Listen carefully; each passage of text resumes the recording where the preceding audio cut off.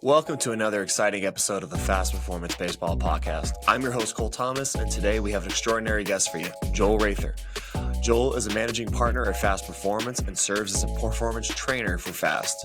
His wealth of experience has garnered him incredible renown in the sports development business, earning him incredible honors such as NSCA Professional Strength and Conditioning Coach of the Year in 2020. Joel is a force to be reckoned with in the world of sports performance. He currently serves as the Director of Sports Performance for the 2022 NLL champion Colorado Mammoth, a position he has served since 2007. But that is not all. Joel's expertise extends beyond lacrosse. He has an impressive background as an education programs coordinator for the National Strength and Conditioning Association from 2009 to 2011, where he played a crucial role in shaping the education programs for the aspiring strength and conditioning coaches and professionals that you see today. Throughout his coaching career, Joel has made a significant impact. He served as the assistant strength and conditioning coach for the University of Denver from 2002 to 2009, as well as University of Nebraska at Kearney from 2000 to 2002. His contributions to performance development has led him to coaching 10 individual and team national champions, numerous All-Americans, All-Pros, and athletes from the NHL, NFL, MLS, NLL, MLL, LPGA, and hundreds of others of NCAA athletes. Joel's influence expands far beyond the field of play. He is a highly sought-after presenter who has traveled the world, sharing his expertise with sports coaches, professional trainers, sport performance coaches, tactical athletes, and tactical facilitators. Additionally, Joel's wealth of knowledge has been recognized by various media outlets. He has written numerous peer-reviewed articles and contributed to published books and consulted with popular platforms such as Men's Health, the Chicago Tribune, So Be Fit magazine, and his expertise has reached international audiences, including the Chinese Olympic Committee. Not only does Joel possess the extensive coaching and educational expertise, but he also oversees and administers one of the National Strength and Conditioning Association's TSAC practitioners course sites here in the United States. His commitment to advancing the field of sports performance is unparalleled. I'm incredibly fortunate to have Joel on to join us today and bring his wealth of experience and expertise to the Fast Performance Baseball Podcast. Get ready to gain valuable insights and practical tips from one of the best in the business.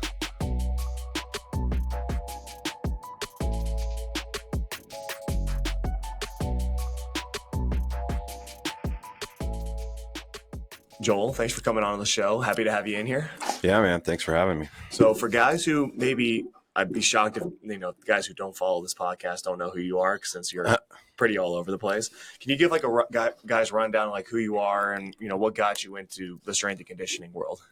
Yeah. So I think it's interesting. As an athlete, like in college, you're going to go through this process where, of course, everyone has aspirations of, making it all the way and being a professional athlete. And, I think there was a realization at some point when I was kind of in my early collegiate career where I'm like, if I don't make it, I kind of would like to have something that follows or stays in line with, athletics. And when I was in college, it was kind of this realization probably for the first time where I met our strength coach who ends up kind of being one of my mentors. Was that Kearney? Back at the University of Nebraska, Kearney. And Mike Sanders was the strength coach. And I'd kind of started out kind of pre-med and wasn't sure if that was going to be athletic training or physical therapy. And all of a sudden I realized like strength conditioning was an actual profession.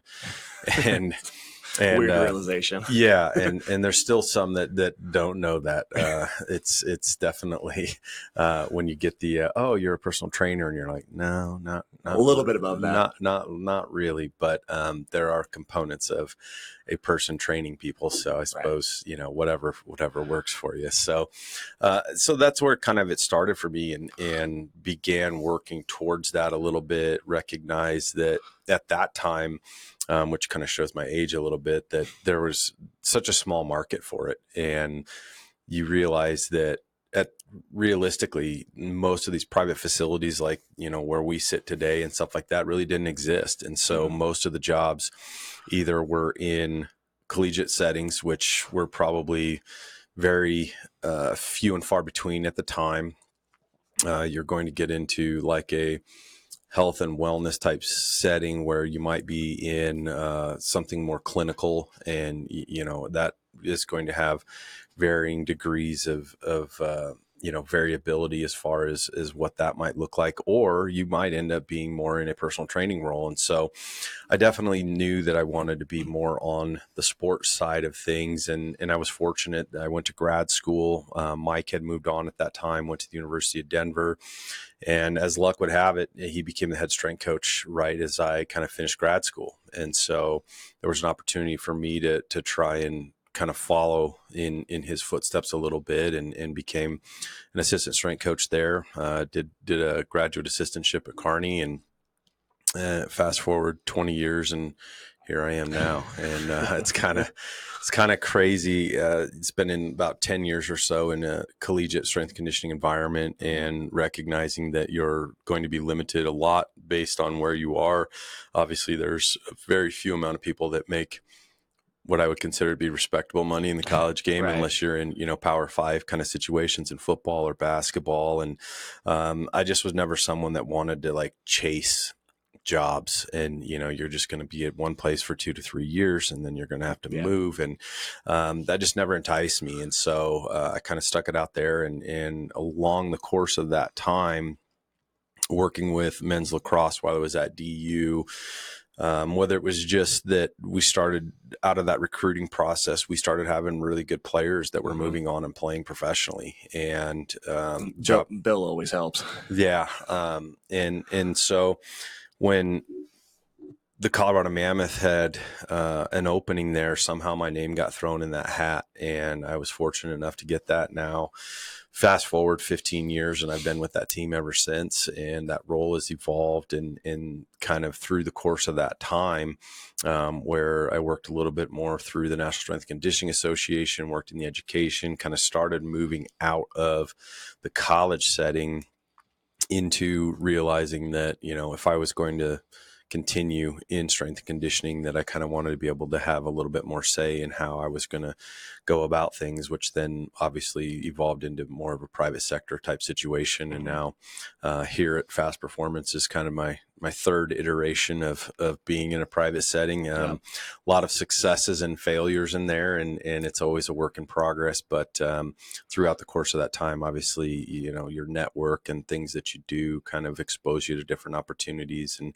it's just a continual progression of trying to, Evolve in that role, as well as trying to learn how to become better from a business perspective in this field, which I think is what's lacking a lot in probably the educational process of a strength conditioning coach, because I find that now it's a lot more about that than it is, the coaching and training obviously is critical, but not to say it's easy, but that's definitely the easier part of being successful in this business, especially being in this type of setting. So, right. So now we can move into as the head of performance for the Mammoth, and, being co-owner of Fast here, being my boss, what are the key principles and philosophies that guide your approach to athlete performance and development? Like whether it's lacrosse, baseball, You're big in the soccer world, you're getting bigger in the soccer world now. Yeah, inadvertently, I think. Again, talking about network, we've grown a lot in terms of our involvement with that through some good connections and stuff like that. Yeah. But lacrosse and baseball are probably the two primary sports here. Right. Yeah, I would say. What's good is there's a lot of overlap between those sports in the rotational aspect. Very, very true. I think that I talk a lot about, like, there's a story where when I was in a college setting, I was fortunate enough, like our golf coaches got really involved in the Titleist Performance Institute at its very early infancy. And I was fortunate enough, they sent me to the first 2 World Golf Summits. And and it was really eye-opening because, number one, the amount of science and biomechanics and things in the kinematic kind of swing sequence and stuff like that they applied to the game of golf. I was like, holy cow, this is like really cool. And being a casual golfer who sucks like most people do, I was like, oh, well, that's why I don't hit the ball very well. And that's why, I don't hit the ball very far and all these other things. But then this other side of me kind of looked at it and said, well, realistically, that has a lot of transfer to everything else. It has a transfer to throwing. It has a transfer to shooting a ball. It has a transfer to hitting a ball, whether that is with a tennis racket or with a lacrosse club or with a baseball bat. And so I kind of started, just evolving that from the ground up and recognizing that there was a lot of commonality between all of those things. And so philosophically, I think that, that was something that really fit kind of where I was heading, whether I kind of intended to or not. And so I think that that's been a big part of how my training has evolved over time. I think that a lot of people can get very stuck or dogmatic, especially in training, where they look at, either a single school of thought, they look at a single methodology, and they just run with that. So you're just talking about baseball coaches. Well, I think a lot of that specialization piece, unfortunately, falls victim to that, right? I think overall, I've used that in my, to kind of get down to the point here. I have always said that my goal as a strength coach has been to train movements and not muscles, looking at analyzing how do we need people to operate and move better on whatever surface that they're playing on and whatever sport aspect that they're playing on. And that if I can provide a better athlete back to whatever said sport coach is going to work with, that the odds are they're going to perform better. I try to stay away from being too specialized. I try and stay away from thinking about like really honing in on just, singular skill type things and say, well, if I make them stronger, if I make them more explosive, if I make them move better, if I functionally provide a better platform for them to execute given tasks, that if you have a good coach that can then take those tools, they're going to, perform at a higher level. And so that's a very kind of broad look at it, but realistically, that's kind of how I've tried to kind of model the way I train people. Right. Can you go into discussing what is the importance of strength and conditioning and the development and performance of, obviously some are tailored to baseball, like especially in baseball. And I feel that's one of the things where we try to drive people that come into you and JC and Trevor, and it's like, but it's like that last little piece. This is the last thing they always like, oh, I should invest in this. Like this, we had Jason on last week, and there's that, not willing to go in on all things. And there's like, why is that? Explain the importance of that. And why is there I don't know if it's a hesitation or maybe it's just like an ignorance to like, oh, I should do that. And, that's always, I feel like the number one thing when guys come back, like when we get our college guys to come back and like, what's the thing you feel like you fucked up on the most? And like, I wish I took the strength and conditioning side far more seriously, far more earlier.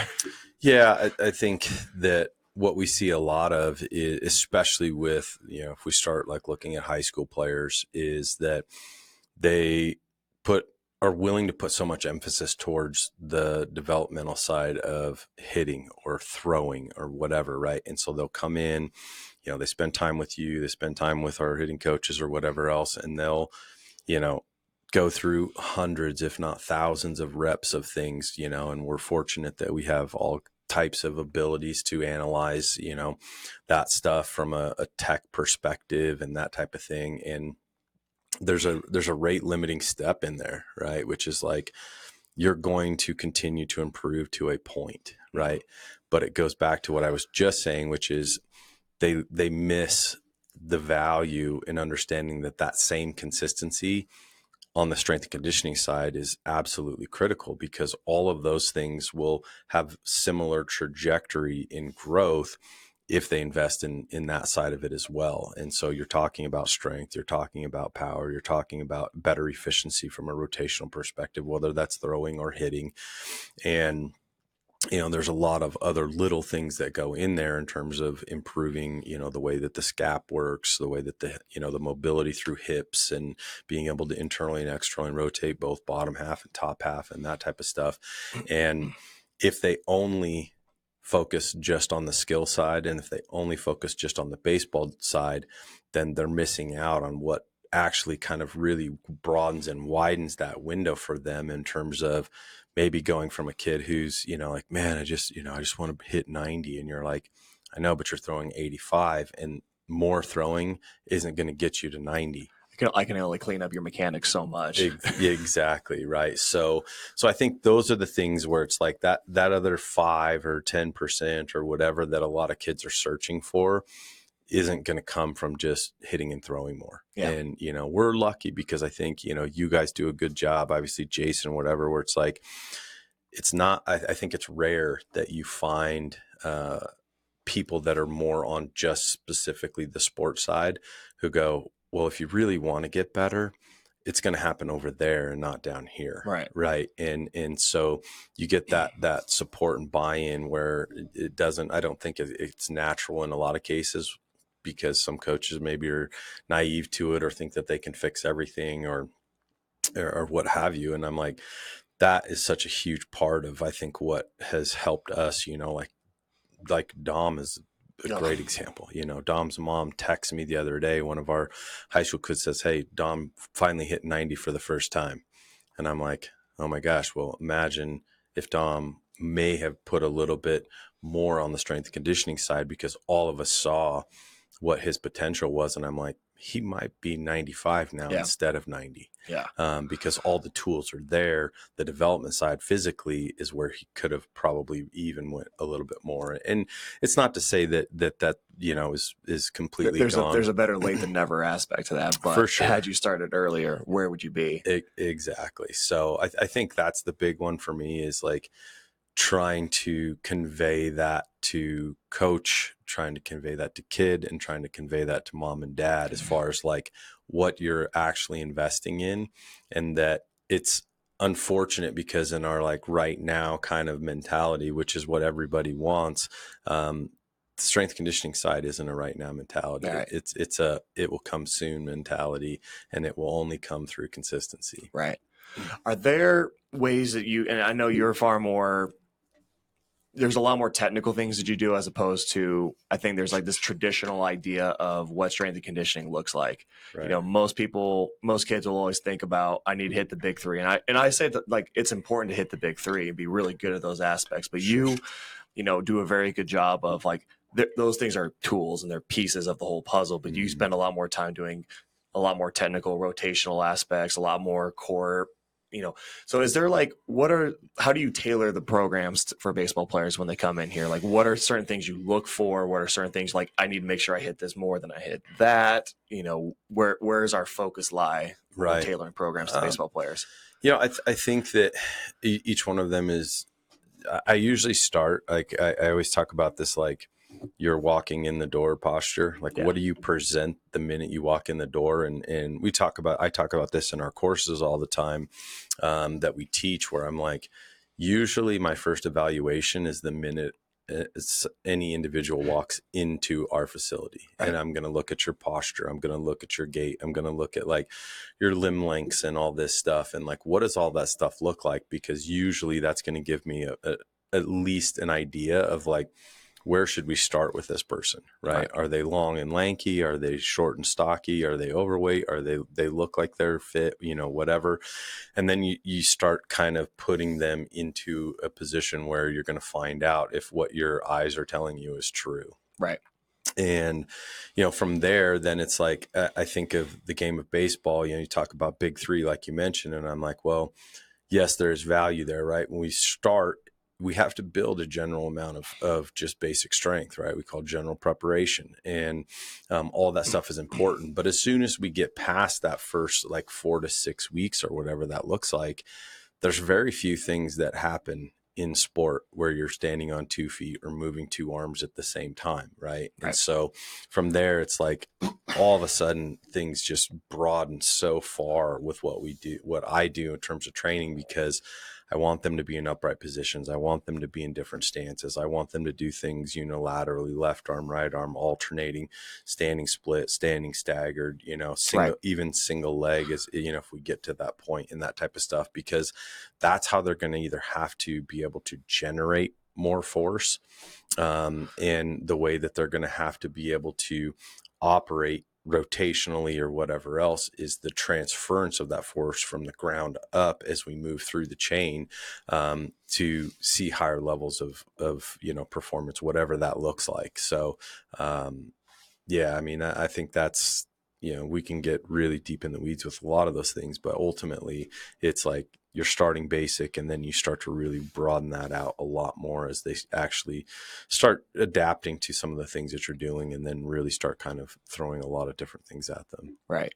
Are there any specific training techniques or things that like guys maybe listen to this that, they can, something that can get their feet wet before they like really jump into, or things you see like as a deficit that like, whether they come here or they go to another facility, or Right. they're that, weekend warrior, kind of like they go at the gym on the weekdays, or that, pretty, there's a dedication there and they're willing to do that. What are things that those athletes can do at their own gyms or things like that where, it's not all the way in here, but like, if you could start addressing these things, or like Right. from an agility side, a speed side, a strength side, get better at what level list of things? Yeah. Well, I think from a weight room side is I really preach to people, again, like going back to that, like training movements and not muscles piece, is if you show up on Monday and Monday's International Bench Day and you just bench every freaking Monday, right? Like, I look at that and say, well,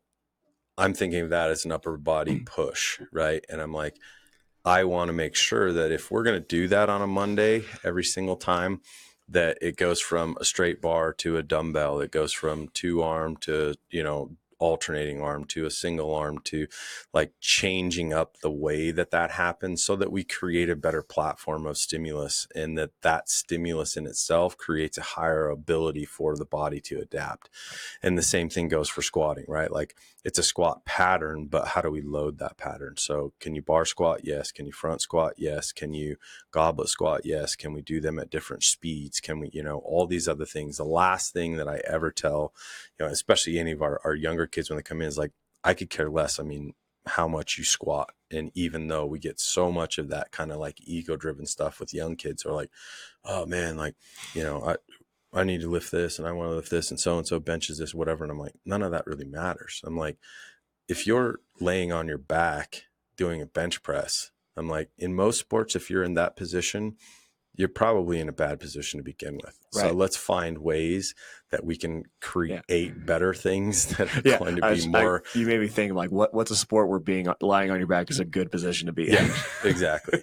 Or just sitting down in general. You know, there's just very few things that we do where I'm like, all right, just sit down and do a shoulder press. I'm like, no, because usually if you're sitting, you're on the bench, and like, to me, you're no good to me. Right. And so it's like, I want to try and make you have to account for where your body's at in space. Right. And then can you move load? And then once you do that, can we diversify how you're moving that load? And then when we do that, can we diversify how fast you move that load? Because again, there's very few sports that we can look at where we say, not many things that we're going to do outside of just strictly powerlifting or Olympic lifting or whatever are you just solely focused on moving as much weight as possible. Right. It's more about how fast can you move a given load. In any strength and power sport, it's almost inevitable that it's going to have a speed component. Right.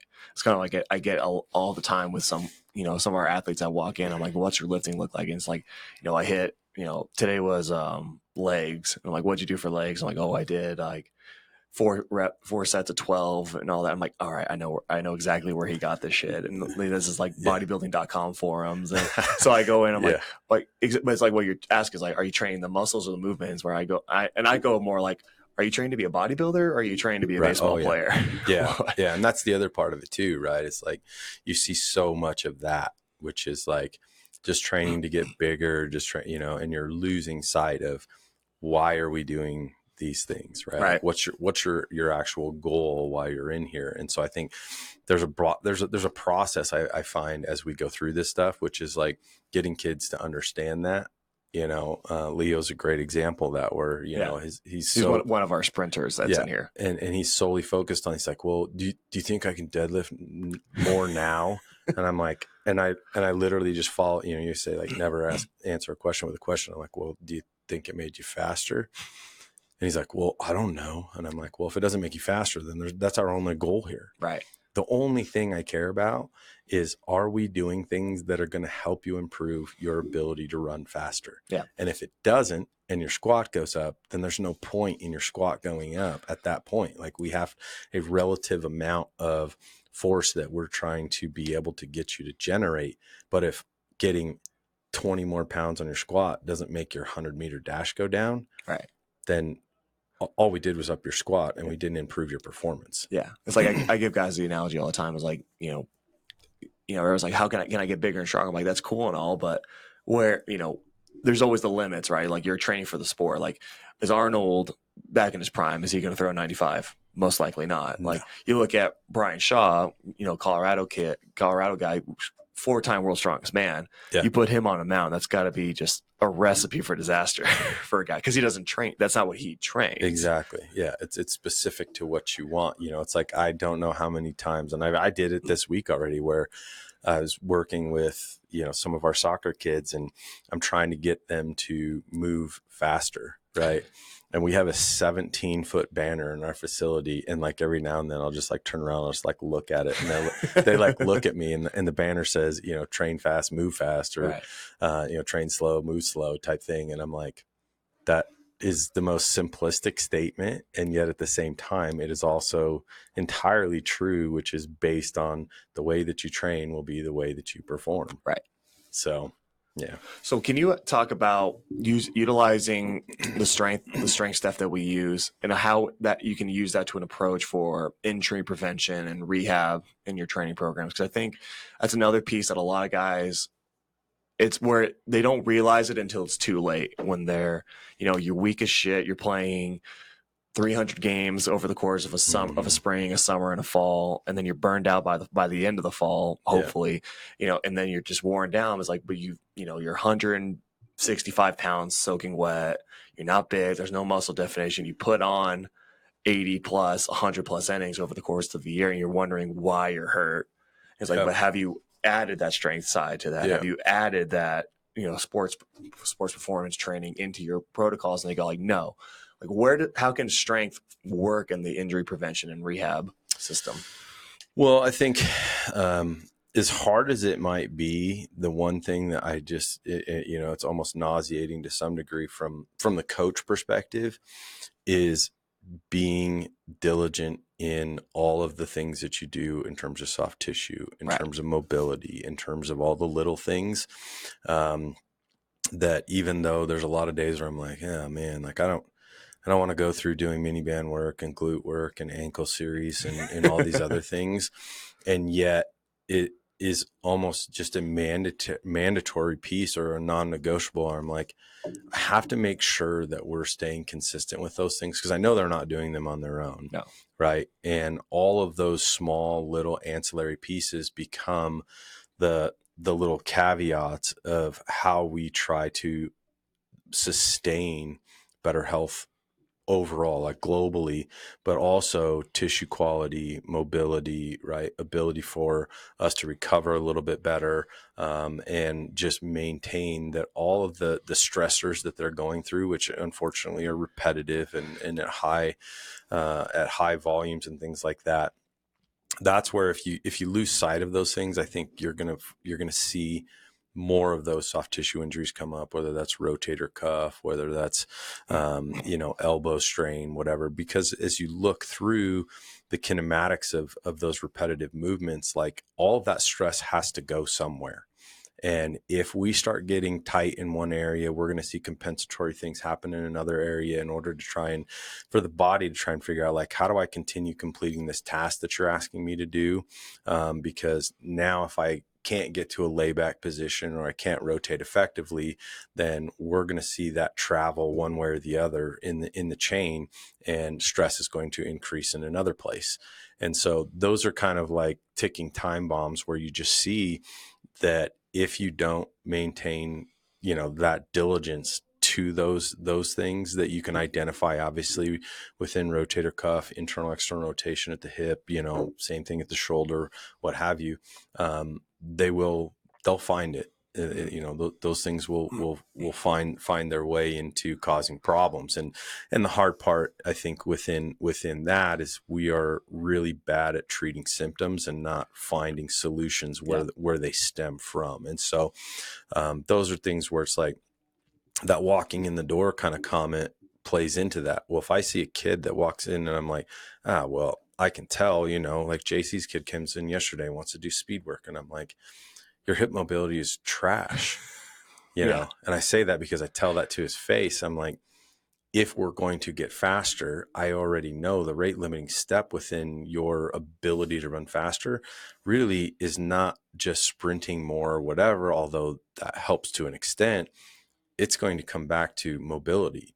And if he's not mobile and he's just trying to, be Tommy Tryhard and put out more effort, well, the compensatory piece of that is going to win out at some point. Right. So those are the things I think that, and that's realistically outside of lifting any weights. That's just making sure that you're focused on what's the small little kind of pieces that become the big pieces if you don't maintain consistency with treating and dealing with them on a daily basis. Right.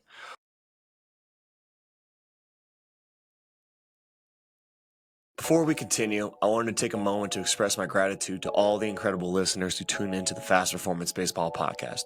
Your support means the world to me as I strive to bring you the best content to help you excel at the game of baseball. But I need your help to spread the word and reach even more baseball enthusiasts like yourself. So if you're enjoying the show and finding value in the insights and knowledge shared by my amazing guests, I kindly ask you to take a moment to like, share, and subscribe to the podcast. By hitting the like button, you're letting me know that we're on the right track and providing you with the valuable information you seek. Sharing the podcast with your teammates, coaches, and baseball fans will help me grow our community and reach more people who can benefit from the expert advice and discussions we bring to the table. And of course, subscribing to the Fast Performance Baseball podcast ensures that you never miss an episode.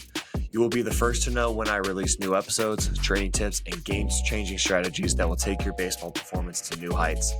So let's team up and make this podcast grow. Like, share, and subscribe to the Fast Performance Baseball podcast today, and let's spread the love for the game and the pursuit of excellence together. Now, more with Joel.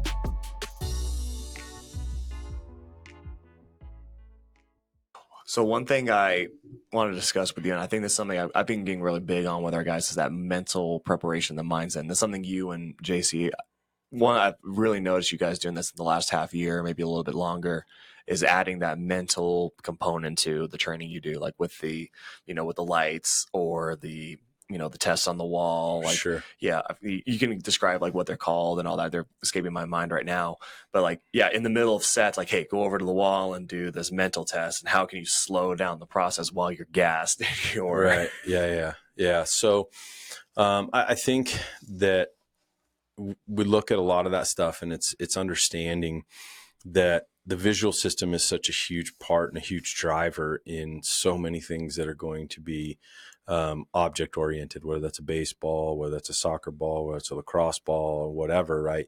Ability to either catch and throw, ability to hit it, ability to, whatever task you want to throw into there.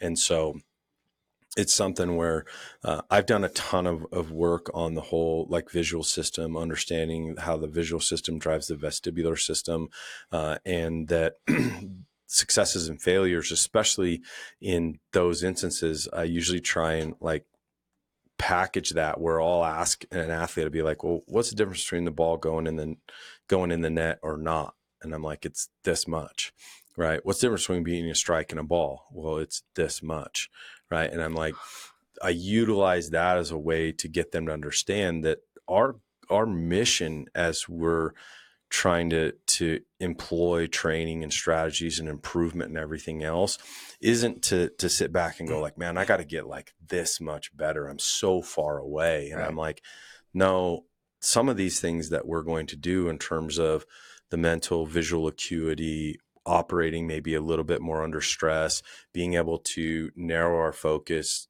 maintain better, breathing patterns and heart rate control and stuff like that, is to win that much. Right. And then do it again, and then do it again, and then do it again. And so the accumulation or the accrual of interest with those things over the course of time in a game, in a season, or whatever else, if we win more of those 1 inch, it sounds very cliche, but yeah. I'm like, odds are your success is going to be a lot higher. Right. And, it's like how many times, like I talk to goalies, all the time, whether it's soccer goalies, lacrosse goalies, whatever else. I'm like, how many times did you have, a ball get by and you're like, like I freaking had that, And I'm like, that's what we're talking about. If we can get to 10, 15, 20% is even like, that's pretty lofty. I'm like, more of those, and now do that every single time. Right. Guess what? You're going to see a lot more success, a lot less goals, a lot more wins, whatever. And I think when you package it to kids that way, it seems a lot more attainable, Right. Than for them a lot of times to comparatively look at everybody else they play against, look at their competition, look at who either they idolize or want to emulate or whatever, and be like, you're not that far. It's this much. Right. And we're not trying to like get you from clear over here to clear over here. We're trying to get you this much closer every single time those opportunities rise. Yeah. And something I like about what utilizing like the things like the lights and in the middle of a workout is trying to clear your head or slow down this in everything. Cause what sports is just organized chaos. Right. Right. For sure. I think despite like lacrosse is crazy. Oh, if you like, I know this is a baseball podcast and baseball players and lacrosse players are like oil and water. Just keep each other away as much as possible. But when you really sit down and watch, it's just such organized. It's like hockey where it's such organized chaos. And the same thing with baseball is that, one play and everything can go to shit. Oh yeah. But like, how can you, especially in the midst of competition, in the midst of like heart rates pounding, how can we figure out how to slow down and regain our focus in the midst of all the chaos? For sure. And in baseball, you think like it's such a game of statistics and analytics and all this other stuff. And it's like, all of that can be packaged in the same light, right? It's like, if I'm a hitter, how many times has a hitter been like, oh man, I just freaking missed that, right? Like, oh, I was so close, that was freaking 360. And it's a routine fly ball. I missed the ball I missed the barrel by a millimeter. Right. And it's like, when you do those types of things and when you incorporate that type of stuff, then guess what? That 360 could be 390 more often, right? Where your contact is better, your launch angle, you can go through whatever you want, right? And it's like, that's where I think becomes those secondary layers of things where it's like, you can have all the physical traits in the world, it's like you have these conversations about, the Barry Bondses and all this other crap. And it's like, oh, he did steroids and he did this and he did that. And I'm like, oh, that might all be true, but he still had to put a round bat on a round ball. Steroids doesn't make you a better hitter at 90 miles an hour or better. And he did it better than anyone else. Yeah. And I'm like, I hate to tell you, Mookie Betts has 27 home runs at the All-Star break. He's not freaking 50 pounds heavier like Barry Bonds. What is that? That's consistency. Yeah. That is finding a finite motor pattern that he's replicating and finding success on. He's still hitting the ball out of the park, and he's not the biggest guy on the field. No, dude's 5'11", maybe 5'10". Right. So I'm like, crazy. So what's your argument there? Right. Right. So how do you, in the midst of working here, with me, Jason, like on the baseball side, and then even more importantly, like, what we do is important, but like when you've got guys who have thousands of dollars on the line, you guys have gone to back-to-back championships in the NLL with the Mammoth. Mm-hmm. What is the collaboration between like you and Croyle and like the head coaching staff, organizing all of our guys, like Wardo and Leeser and Zed and all those guys to make sure that we're all in a collaborative environment to make sure we're reaching the highest levels possible, which you guys have in the last 2 years, having won it the year before and then unfortunately coming up short this year. Yeah. But I mean, still to, be not even the number one team the whole way through in either one of those runs throughout the whole year and then come together to get to the championship game series both times. I think it's consistency of message. Yeah. I've been very fortunate. I mean, we just re-signed Coach Coyle again, I saw that, which is awesome. It's kind of a funny, when I think about it, it's really funny to realize that when I started with the team, Pat was still playing. He was one of the team captains, and he won 4 or 5 championships as a player. Right. He was considered to be, one of the most dominating forces on the defensive end when he was a player. And he's carried that over in the way that he coaches. His passion and like his competitiveness is like, it's unbelievable. Mm-hmm. and I think it aligns a lot with myself, because I've always told people this, which is like, I'll quit doing what I do, or I'll quit the Mammoth or whatever the day that I don't care if we win or lose. Right. And so I think that that's a real starting point. I've just always been massively competitive, and we've been so close for a lot of years, and it takes a lot, right? You look at all the components that go into it in order to be successful. And when you have 30 guys, coaches and staff and everybody that, compile together to try and find a way to get to the ultimate goal, there's so many things that have to go in place. And so I've been fortunate, because Pat and our coaching staff, as well as Brad Self, who's our GM, have all really just entrusted in me. I don't get a lot from them in terms of saying like, hey, should we be doing this? Or like, hey, what do you think about this? They basically say, you guys need to be listening to Joel. You guys need to be on board with this. And there'll be times when early on in the season, there was a couple times we had some discussions, and even just from our leadership, which has taken time, like within the locker room, Robert Hope and John Lintz, some of our veteran players who are like, they're policing our locker room. And, if someone, Pat steps up and says, we need to be working hard during the week, because we're not where we need to be. And, and it's hard, it's a very subjective thing to say, but that usually gets followed up by our leaders in the locker room saying, guys, like, we cannot have any passengers. And that's kind of what we always talk about. Like, there can't be passengers in this room. Right. And I think it's kind of cool. I've always found it kind of cool that, we've had a very, I think, honest, look at who we are. And like, our whole locker room repeatedly will say, we're not good enough. We're not good enough to have one person carry us. Like, it's going to take everyone. And so that then comes back on how important our training becomes, because if we work and if we can operate the way that we want to play, the way the coaches expect us to play, and everybody is doing the job in terms of training, in terms of preparation, in terms of all the things that we need to do, we are pretty good. And so having that support has made my job pretty easy. It's been a lot of time to kind of get to there, where I felt at times I kind of was banging my head against the wall, and now it's there, and I don't necessarily take it for granted, but it's like, man, now we've been to the finals 2 years in a row.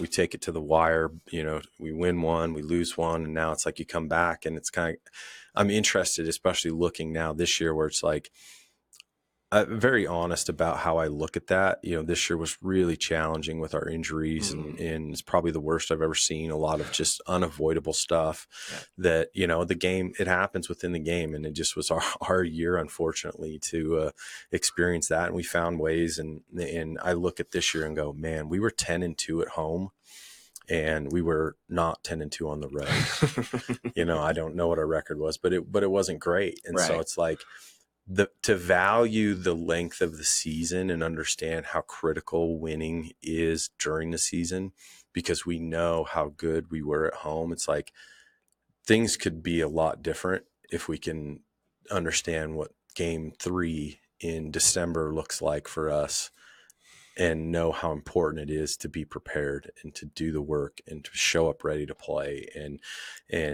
that will pay dividends down the road. And it's tough to do. How do you take that championship mentality that you guys have cultivated in the Mammoth and brought it over into what we do here at Fast? I think the consistency piece, right? When you look at the length of the year, I think, we start in November, we finish the first week of June. Yeah. I mean, you're talking about 8 months, and at no point in there can we sit back or just take anything for granted or be like, everything will be okay. It's consistency, and consistency can come from a lot of ways. As we get further into the year, the difference in how we go about things, especially with training, evolves, right? Mm-hmm. Like, it's touching all the little stuff. It's focusing on our recovery. It's, whatever, but there's always going to be a focus on something. And I think when you look at, take our high school baseball kids, for example, like, how many cases do we see where a kid is in here right now and training, and we have these like highs and lows periods within here when kids are more frequent, and then the spring hits and they all vanish. Yeah. Right. And I go, well, there's exactly what I'm talking about, right? Like, I'm not telling you need to be in here 3 days a week during the season, because the focus has changed, and you should be more focused on baseball and you should be more focused on competing. But the focus on training should be, all that work that I did needs to be at least maintained. Right. And all that soft tissue stuff and all those little things, the recovery and all that, they become a higher priority at that point. But we can't just abandon them until it becomes convenient again to start training. And I think that's the biggest thing with all high school sports that I see. That's the biggest. It's every sport. Yeah, it's the biggest limiting factor in development, in injury prevention, in seeing kids, go from JV to varsity or varsity to college or whatever that looks like.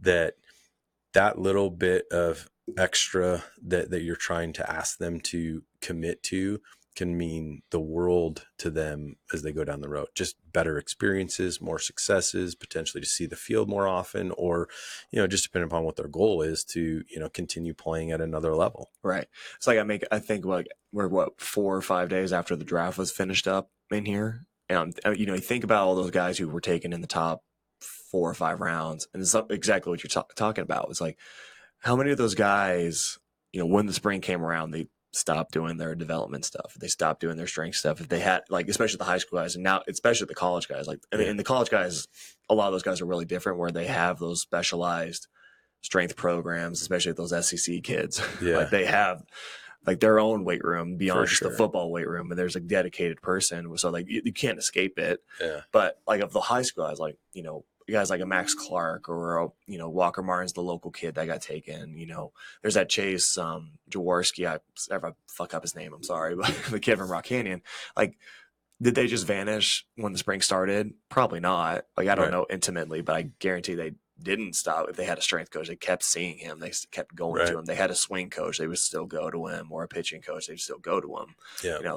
It's like what you're saying is those things don't rest just because your priorities have changed and shifted. Right. Yeah. It's seeing things from, a little bit of a higher elevation, and then again, looking at them and saying, what's most important now? What do I need to maintain? What should I be focused on? And then as those kind of boxes keep changing over time, it's just ensuring that you don't leave any of them completely realistically just, cast aside or forgotten about, because the priority shifted at one point in the year. Right. Yeah. Can you share, I'm interested in this, can you share any success stories or examples of an athlete who you've trained here at FAST? And we can focus primarily on baseball, but if there's someone outside of that as well, we can go in, that gave you experienced a significant improvement in their performance, and just a cool story from guys training here. Oh man. And you've been doing this for fucking ever. So thanks for there's that. There's probably more stories you've forgotten than you're. Yeah. That's a good one. I'm trying to think about in-house here recently over the last couple of years. I think you look at a guy like Austin, you can look at, a Dom or whatever. And it's depends on also looking at what is success to some of these kids. Right. And, you take a kid like Austin who, I think he's put in the work, and he so badly wants to see the result and the success and everything else. And, he takes 6 to 8 months where he just says, I got to train, and I just need to get better, and I just want to find a place to play. And to me, when I look at that and I go, we're not talking about, a D1, commit. We're not talking about, throwing 95 or whatever else. To me, I look at that and say, here's a kid who committed to working harder on nutrition, working harder on all the little things, committing to strength conditioning, which I think up until last year was kind of here or there a little bit, And so he does that. He puts on close to 25 pounds of, improvement, right? Not just any 25 pounds of improvement, gets a lot stronger, finds a place for him to play, actually gets into, you know, some innings and things like that. And now he's, you know, moving on to, you know, going to a Division II school that will be, you know, kind of in our area and that type of stuff. And I'm like, man, that's awesome, you know, and that to me is a success, right? Outside of anything, like, doesn't matter if he throws 20 innings this year or 60 or 4, right? Like, that work has now put him in a position where he's getting what he wants, even though he has higher aspirations. I'm like, that to me is pretty awesome. Yeah. You know, and I can look at other kids, you know, I think Leo is going to be one of those, that's in the works, where the potential's there, Yeah, right? And it's sure. like, but I have to put the bumpers on to keep him focused and understand what the process looks like, everything that we've just been talking about, and that he wants, like, I want it right now. And he sees what everybody else is doing, or he sees how fast someone else runs or whatever. And to me, I'm kind of cautiously optimistic. I'm like, if we do this right, and if I can keep him where, you know, we need to be, the success for this year is definitely possible. Right. Right. And I've seen a lot of those. I've got 5 state championships in track out of kids over the years, where one of them was probably pretty gifted, but just needed a lot of technical work. Another one is a lot like Leo. And I'm like, you got to trust me. You got to trust me. You got to trust me. And he kind of went through the same types of things. And I kept giving him perspective as the year went on. And guess what? He ends up being 100 and 200 meter state champion, gets a Division I scholarship, you know, and all of a sudden you're like, woohoo, look how awesome that was. And I'm like, well, that was almost 2 years in the making. Yeah. And so that's, you know, those are fun stories for sure. Yeah.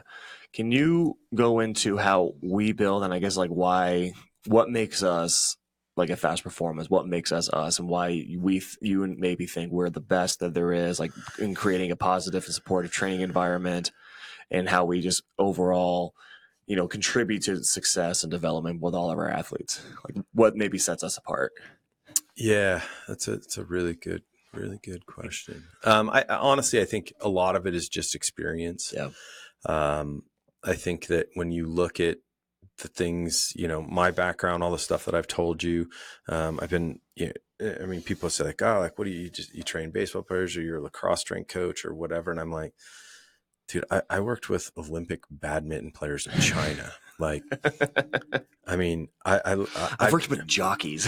I trained a professional jockey who lost 80 pounds. You want to talk about a success story? There's a success story. That's one right there, right? And not to mention in a short amount of time, right? You know, so I think that when you have those types of experiences, it just yields to like getting you like so much more open in terms of like what you see, how you evaluate stuff. JC and his background, you know, he's so, I think, you know, cerebral is a good way to think about it in terms of his experiences and background. And when you put those together, and I always just really applauded Jason, you know, in how he has, you know, grown and developed. And obviously, you know, watching you over the last, you know, 4 to 5 years too, and seeing, you know, you go from a player to where you are now, and the stuff that you guys do. Like I just told a parent the other day, I'm like, yeah, I used to play baseball, but I don't know what the hell those guys do down there. Like I don't even try to understand it. I love the game, and I love so much about, you know, the intricacies of the game, but I'm like, I don't even know what you guys do. Like it's mind blowing to me how far it's gone. Like, and I don't need to, like, it's not my thing, because that to me is where these like lines of delineation and these separators, as JC likes to call them, really start to kind of show themselves. And so when you say like, what makes us different,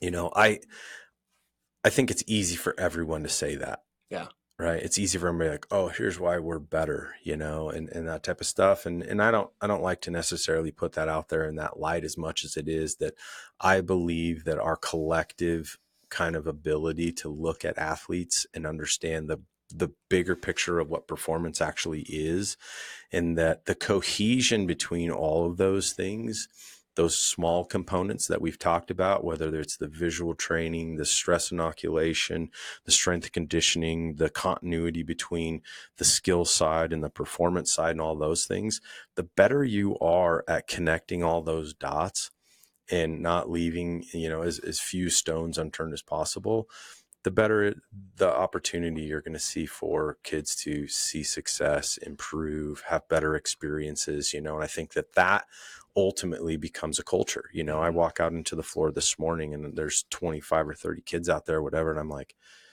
this is awesome. Yeah. And that is a product of all of those things I think that we are trying to develop. And, Peter Schaefer, my former business partner, he always said, people like to shop on busy streets. And guess what? If we can get more kids to realize what we're doing and how we're doing it, the future's good. Nice. But it takes a lot of work. It does. Yeah. All right. So I got 2 more things for you. Something I thought about this morning, I didn't have it in the list of questions, but I thought, going through your career, all the people you've worked with, it's one of the things I thought about I was thinking about the book Relentless by Tim Grover. I don't know if you've ever read that one. No, but I know of it. Yeah. Yeah. But one of the things he talks about is like having worked with some of the best athletes, especially in basketball, the best athletes in the world. It's like what separates the good, like what's like the average player from the good player, from the great player, from like the elite player. Yeah. You've been, you've been to 2, championships in the NLL with Wardo, one of the best lacrosse goalies in the world, Leeser and Eli and Zeddy, some of the best at what they do. You've seen, you've worked with Super Bowl winning, football players. You've been with a jockey, you've been with a badminton player in the Olympics, all these state champions. Like what separates the good from the great from the elite? Yeah. I'll tell you a quick story of probably one of the most mind-blowing kind of like examples of that. And when I was at the University of Denver, I worked with the basketball teams, and at that time, Rodney Billups, who's you've told me the story. This is a great story. This is a great story. And at that time, Rodney Billups, his older brother's Chauncey Billups, right? NBA MVP, Colorado kid. And so in the off season, the summer, Chauncey would come back and he would bring his shooting coach, and they would come into the weight room and they would work out together, and then they would go down and they would go through like an hour-long shooting workout. And I remember going down to the gym one time, and Rodney, who was a great player, don't get me Rodney was phenomenal. He was so good at managing the floor, and he's so quick and fast and vision, and absolutely loved him and their whole family for that matter. And they were going through these drills, and they're kind of going around the 3-point arc, and it was, dribble, shoot, dribble, shoot, drive, shoot, fake, whatever, all this other stuff. And then they would work their way around. And Rodney was trying to make shots, right? And Chauncey his goal was to never shoot just a shot. He banked every single shot from every single place on the floor. He's like, I know I should make it. Like that's my job. Right. And they talk about the difference in level. Right. And so regardless of where he was at, he would bank every single shot, no matter where they were at on the floor. And that was his separation of focus and intent and, execution and all this other stuff. And then they would finish every workout, and you had to make 10 free throws in a row. So Rodney's trying to make 10 free throws in a row, which obviously he's pretty successful at and did, but Chauncey would shoot, and if it hit the rim, it didn't count.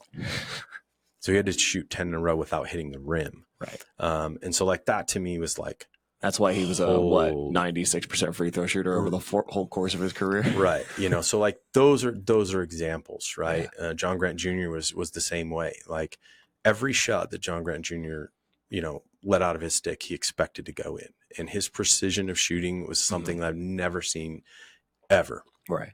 And so I think those are the little things. And at the same time, another example of that is I worked with an NFL player one time who, if you say like, hey, we're going to do, left leg and right leg or whatever, very few times will you ever have an athlete who will go to their weak side or their non-preferential side. Yep. And I've worked with a few of those who are like, well, I'm always going to do my weaker side or my non-dominant side or my less desirable side first. And I think like those are small things that you start to see where the separation of those that are good and those that are great start to show themselves, is like, how do they go about the way they work, the intent that they put into the things that they do, and not showing up as part of it.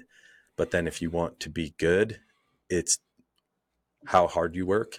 And if you want to be great, it's how well you are doing within that atmosphere to work. Like, are you putting extra pressure on a simple task? Right. Yeah. So, those are things that I think. How can you make the most simple task even more difficult? Right. Exactly. And excel in that. Exactly. So no, I always end on one last question with guys is, through your years of doing this and, seeing a whole variety of athletes from like, the really good, the elite to the, I just really want to be good. I want to make my JV high school baseball team. So I'm like, what's some advice that you would give to the amateur athlete, college, high school, maybe they get into upper echelon, some things like if they want to be the best they could possibly be, what is the best advice you would give to that kid? Training is such a small part of it. Mm-hmm. And we talk about the fact that if you come in here and do your baseball work, or you come in here to work out and lift and so on and so forth, if you spent 5 or 6 or 7 hours in the week coming in here or wherever, that's only a small portion of your time.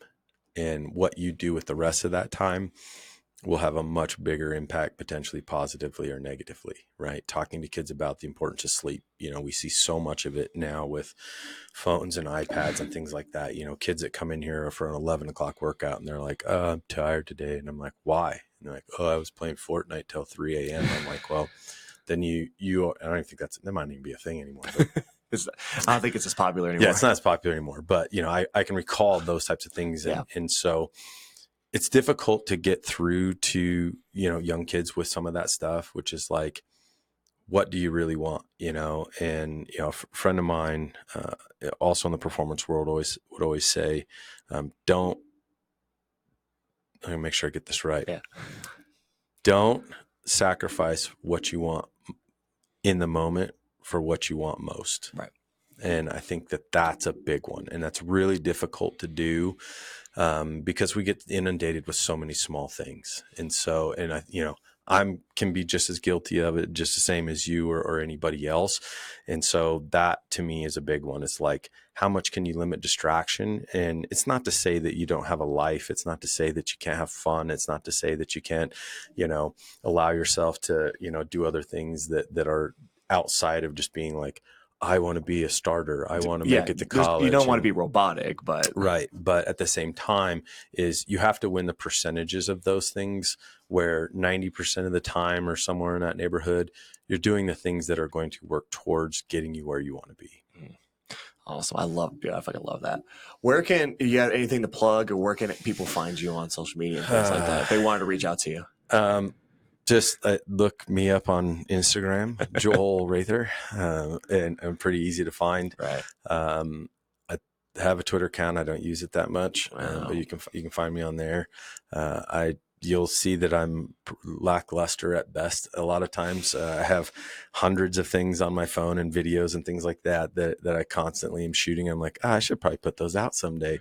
But I do really try as much as possible to engage with people, communicate with people. I probably do more of that stuff on those platforms in terms of just messaging and things like that. As much as I possibly can. So I'm not hard to find, but you're not going to see me posting 3 things or 4 things a day. So right. Yeah. So awesome. Joel, thank you so much for coming on. I think this was an awesome fucking conversation. Yeah. Thanks, man. No, it's good. And I love to, continue sharing what we're doing. And obviously, hopefully people will see this and maybe be enticed to come over and see more of us. Yeah, absolutely. Thank you so much, my guy. Yep. You as well, man.